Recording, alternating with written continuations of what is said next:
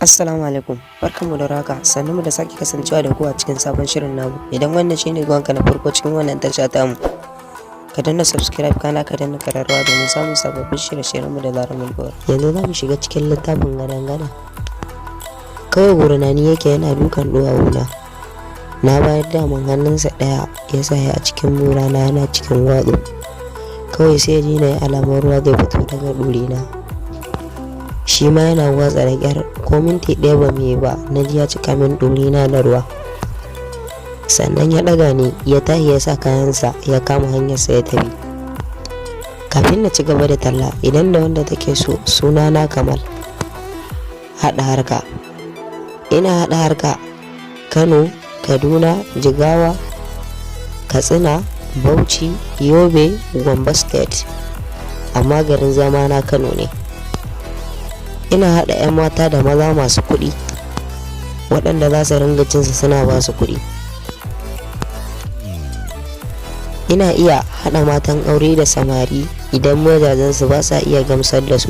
Duk wadda take son wannan harkar ta kira ne ta wannan namba kamar haka: 080 69 35 69 01.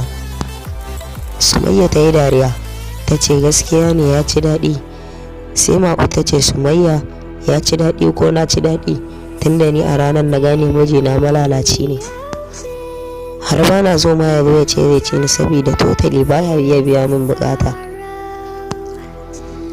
Ta ce Sumayya kin san gaba ɗaya wani zubin. Ma'u ta ce Sumayya kin san gaba ɗaya wani zubin wasu mazan duk mataye ne, sai ki ba su ɗuri amma su kasa yin kwam, sai kurin banza da nawafi akan ba su iya cinki su biya miki bukata, amma daga sun zo ya silaka.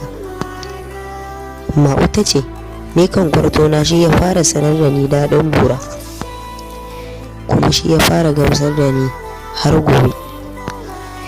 Neman sa nake yi in ba shi ɗori na ya ci, amma ba zan taɓa ganin sa ba, amma tun daga Kamal babu wata damuwa. Sumayya ta ce haka ne kan, tun daga Kamal zai iya maye maki gurbin kwartanki, har ma ki fi jin daɗin burarsa akan ta kwartan naki. Yau tsabar daɗi, in ji Sumayya sai da na suma. Ma'u ta ce sai ya ƙawata ba ni labari na sha. Sumayya ta tuɓe kayan jikinta ta yi watsi da su. Ta ce dan wannan labarin da kika bani har na jiƙa kayan jikina. Ma'u ta kalli ɗorin Sumayya ya ji jagab. Ta ce gaskiya ne budurwan nan ke ma ba kina da ruwa. Ma'u ta ce ki ce ya sha ruwan ɗori. Sai ta ce ai kullum ne shi ya sha kafin ma ya fara cina. Kawai mutumin nan Allah ya hore masa karfin ɗori.